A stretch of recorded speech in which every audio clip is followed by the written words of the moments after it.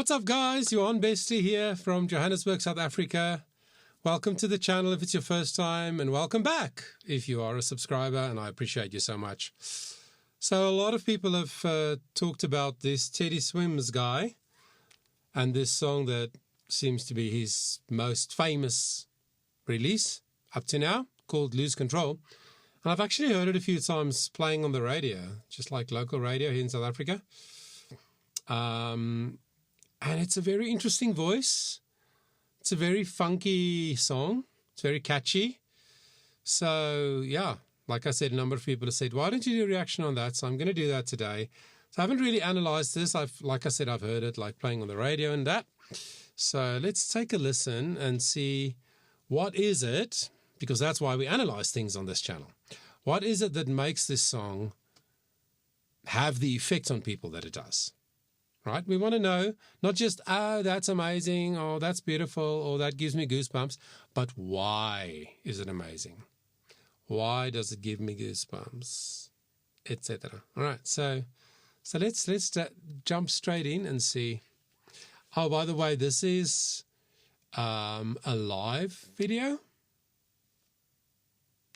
which looks like a music video, but it says live, so that would mean that everybody's playing live and he's singing live. So I like to do analysis of live performances more than in videos, because in music videos, you know, the sound was done in a studio and there can be so much done in a studio, as we know. So it's always cool to see people sing live. By the way, I just did some research on Teddy because I didn't know anything about him. But now I lost it. But calm down, it won't take long. Ready? Just wait for me there for a minute.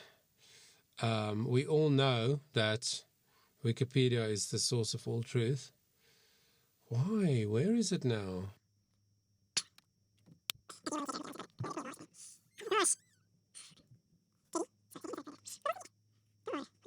A little longer than a few minutes later. Okay, here it is. So his name really is Jayton Colin Dimsdale, known by his stage name as Teddy SWIMS. American singer-songwriter, known for blending genres including R&B, soul, country, and pop.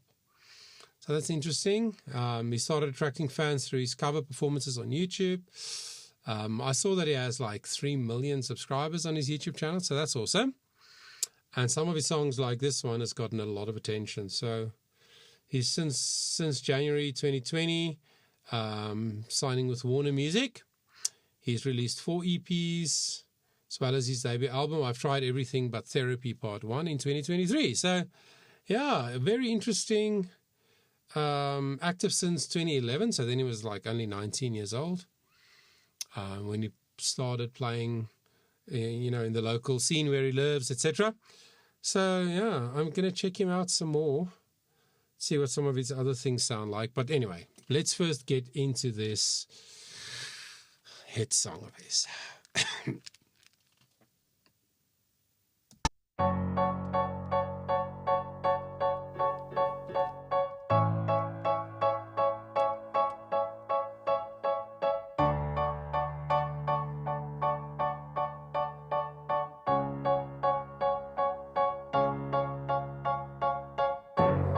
Something's got a hold on me lately.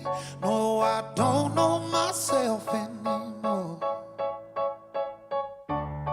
Feels like the walls are all closing in and the devil's knocking at my door. Oh, out of my mind, how many times did I tell you I'm no good at being alone? Yeah, it's taking a toll on me. Trying my best to keep from tearing the skin off my bones. Okay, let's stop there. So sort of F sharp minor / A major. A big part of the song is more in the major.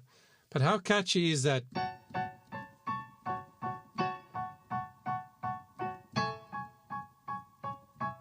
I love when a song has such a catchy opening, whether it's a guitar riff, a groove, like a percussive thing, or like this piano. It's just a piano there initially. And it's so recognizable. It makes you, that's when people say, when they hear that, they go, oh, I love this song. They do that straight away because they recognize that opening riff or that opening, instrumental. So that's cool. Love that. And so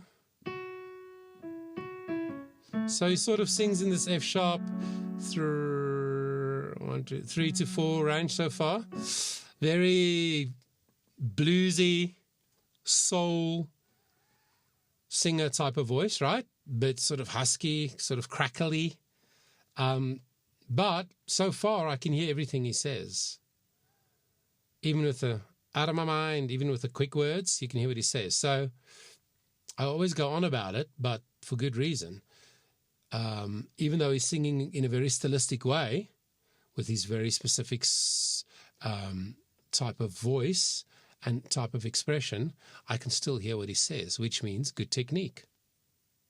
He sings with technique. And for me, as a first-time listener really to any song, I want to be able to hear what the words says right from the outset, because otherwise I don't know what the song is about. Yeah, and songs are stories, and the story is in the words, so we need to hear the words. So very cool so far. Don't you know I lose control when you're not next to me? I'm falling apart right in front of you. Can't you see? I lose control when you're not next to me. Yeah, you're breaking my heart, baby. You make a mess of me. Problematic. Very cool. Verse 2. I just want to check out something. I wonder who wrote the song. Because when people... Wikipedia says he's a singer-songwriter, so that probably means that he writes his own songs. But not always. But I find that when singers write for themselves, then there's longevity there. Because then every song... Well, if you're a good writer, obviously, but every song suits your voice, because you write it for yourself. And not just your voice, but your musicality, the kind of expression you want to do. I just want to see where that song is. Lose Control. There it is. Produced by Amo and Julian Bonetta. First song to reach the Billboard Hot 100. Songwriters, Jayton Dimsdale, that's him. Joshua Coleman and Julian Bonetta, the guy who produced it, and Marco Rodriguez Diaz Jr. and John Sudduth. So there were a number of songwriters on it. It's just interesting to me sometimes. Gives you some insight. So yeah, he was definitely involved in writing the song. And it normally works like this, not always, but mostly. Like the first name in the list of songwriters is normally the person who wrote the biggest chunk of the song. So maybe he did write most of it. But it's cool. So now he sings in the A major octave, A5. Very easy, very comfortable, still very clear. Yeah, it's cool. And the riffs that he does, I love them. I think it suits his style. I think it suits him. Nothing feels gimmicky to me. It feels like it's authentic. He's like, this is me, this is my voice, this is the kind of song, this is the kind of expression. This is what you're going to get, and it's real, and yeah, it's believable. I like it. Verse 2. Problem is I want your body like a fiend, like a bad habit. Bad habits hard to break when I'm with you. Yeah, I know I can do it on my own, but I want that real full-blown black magic, and it takes two. Problematic.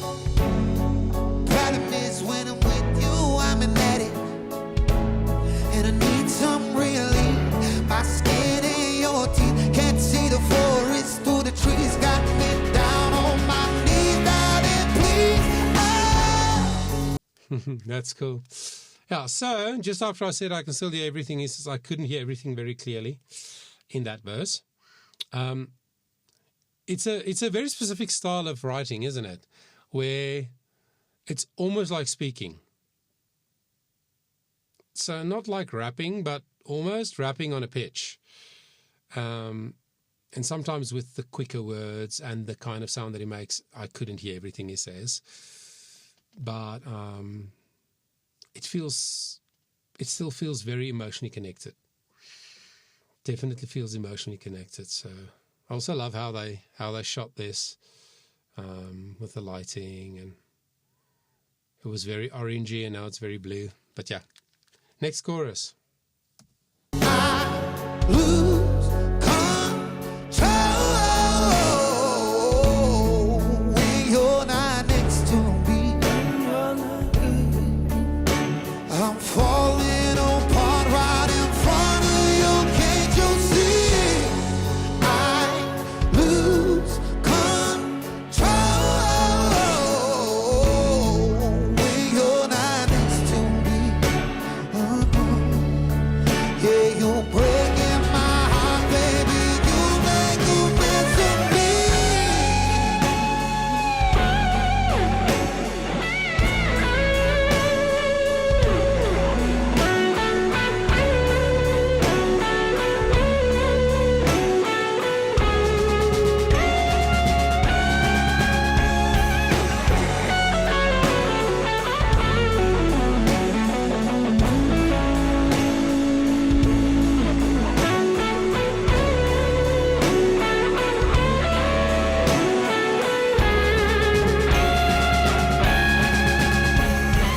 Nice. I lose control when you're not next to me. Okay, hang on. So now after the cool guitar instrumental break, excuse me, he comes back, I lose control, the chorus, but it's stripped away some layers of the instrumentation. And now he sings it with less of that gruffliness in his voice, much more clean. It's always interesting when somebody who sings husky or, gruffly or sort of with that rock edge to their sound. It's always interesting when they can also produce a sound that's very clean. So it means just a really good connection of the vocal folds. Again, it proves that he has control of his muscles and he can apply it, use it in different ways. So I love that. That's a nice moment in the track where it sort of pulls back and the sound from him is smaller and cleaner. And I suspect it's going to do a bit of a build again towards the end. I'm falling apart right in front of you. Can't you see? Orange again. I lose control when you're not next to me. You're breaking my heart, baby. You make a mess of me.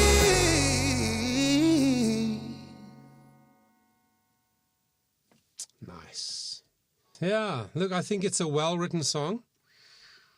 I think it's well-produced, arranged. If this is now live playing, then they play it live pretty much exactly like the studio version. You might know that almost every contemporary artist, when they perform live, they always play along to some tracks that come from the studio version of the song. Almost everybody does it, except, of course, if you like Ed Sheeran, you do, a gig with just you and the guitar, obviously. But if you have, if the singers, the artists, or the bands, if it's full band, and it basically sounds like it does on their album, then it means they are playing live, but they're playing along to tracks. There are some sound in the layering of what you hear live, which comes from the studio, if that makes sense. So maybe there's some of that happening here, but I mean, there's 2 electrics, a bass, a guy with 2 or 3 keyboards. I couldn't tell. But yeah, the arrangement is cool. I think it serves the song. I think it's well arranged, well produced. And yeah, very interesting voice, interesting artist. I'm definitely going to check out some of his other stuff as well, his more recent things. Thank you for spending the time with me. I appreciate it. Hope you enjoyed it. If you did, please give the video a thumbs up. And until next time, please take care of yourself. Just before you go, let me just remind you that you can actually book a session with me, a one-on-one, through my Patreon. You can go there and check it out. Or you can send me a message through the website. And then also, if you want to chat with me, why not visit our Discord server? The links to all of that is in the description below.